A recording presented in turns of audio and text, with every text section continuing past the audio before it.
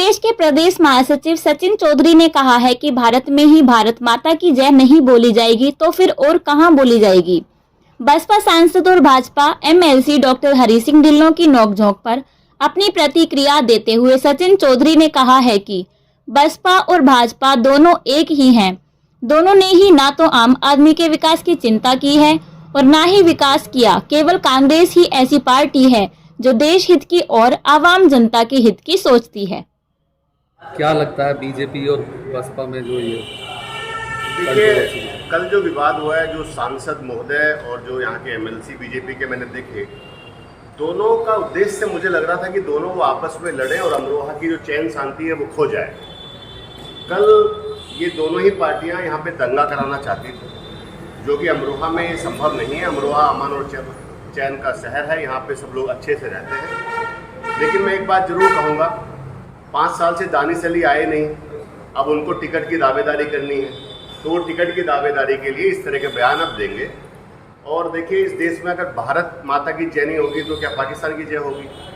दानिश अली सांसद जो हैं वो भारत से हैं, पाकिस्तान से नहीं। और रही बात बीजेपी वालों की, उनके बाप ने ठेका लिया है क्या कि वो उनका खुद का जय है? भारत सबका है, जितना हिंदू का है उतना मुसलमान का है, जितना सिख का है उतना ईसाई का है। तो ये बीजेपी का पिताजी की नहीं है पार्टी। कल एक मैंने सुना, एक विधायक, पूर्व विधायक है, वो एक बयान दे रहे थे कि मोदी जी ने 25,000 करोड़ रुपए दे दिए। घर से ले आए क्या? या चाय बेच के उनके पिताजी ने उन्होंने कमाए थे 25,000 करोड़ रुपए? अरे जनता का पैसा, टैक्स का पैसा, गाड़ी से लेके सड़कों तक टोल टैक्स लगा हुआ, उसका पैसा लग रहा है रेलवे स्टेशन पे। दानिश अली और ये बीजेपी के लोग क्या करेंगे उसमें? इनके पिताजी का पैसा है क्या? हमने 25,000 करोड़ रुपए दे दिए, उसका हिसाब दे दीजिए। अरे जनता का पैसा जनता में लग रहा है। ये सिर्फ और सिर्फ नफरत की राजनीति करते हैं। कोई मुसलमान की बात करेगा, कोई हिंदू की बात करेगा। कल दानिश अली के बयान से मैं बिल्कुल इत्तेफाक नहीं रखता। एक सांसद को अगर झगड़ा कल हो जाता तो अमरोहा में दंगा हो जाता, उसका जिम्मेदार कौन होता? कल बहुत सारे मुस्लिम बच्चों पर एनएसए लग जाती, उसका जिम्मेदार कौन होता? उसके जिम्मेदार दानिश अली होता। और बसपा की यही राजनीति है। बसपा में और बीजेपी में कोई अंतर नहीं है। अगर कोई बसपा को वोट दे रहा है आज के समय में, तो समझो बीजेपी को दे रहा है।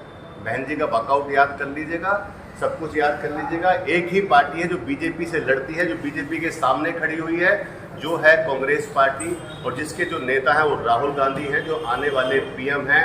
अगर बसपा हमसे अलायंस नहीं करती, मैं आज आपको एक बात और स्पष्ट कर देता हूँ, अगर बसपा इस अलायंस में इंडिया में नहीं आती तो समझ लीजिए कि उसका अलायंस बीजेपी के साथ है, और उसको वोट देने से बेहतर है सीधा बीजेपी को देना वोट। ये मेरी अपील है। सर, एक पर्सन अगर इन पर हाथापाई हो जाती जानकारी पे, तो उस पर क्या कार्रवाई रहती? कुछ भी नहीं होता, यही चाह रहे हैं। दिखावा था, वो मंच पे दिखावा था, कुछ नहीं है। अगर बसपा अलायंस में नहीं आती तो आप समझ लीजिए कि उसका अंदरूनी अलायंस बीजेपी के साथ है, जो कल से आपको दिखना शुरू हो। मगर सर, आपका मतलब ये कहना है कि इनका प्री प्लान था ये? मैं कह रहा हूँ दोनों एक ही पार्टी हैं। वैसे बीजेपी, बी से बीजेपी, बी से बसपा, ये दोनों एक गठबंधन है, पहले से ही चला आ रहा है। आप देखिए, जब बहन जी ने वॉकआउट किया था तो किसके लिए किया था? आज ये दोनों एक ही पार्टियां हैं। और मैं एक चीज़ कहना चाहता हूँ सब लोगों से, दानिश अली 5 साल से यहाँ पे नहीं आए।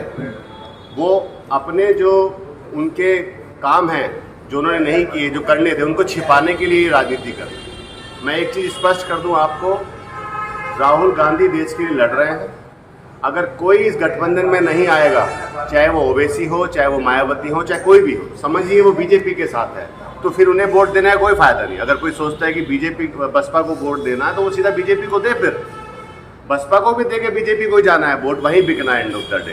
तो इनसे सावधान रहें, अपने शहर में अमन और शांति रखें। ये इस तरह के लोग आते रहेंगे और आपके यहाँ दंगे कराने का काम करेंगे। ये लोग, इनसे बचिए, सुरक्षित रहिए, हिंदू मुसलमान एकता को बनाए रखें। इस तरह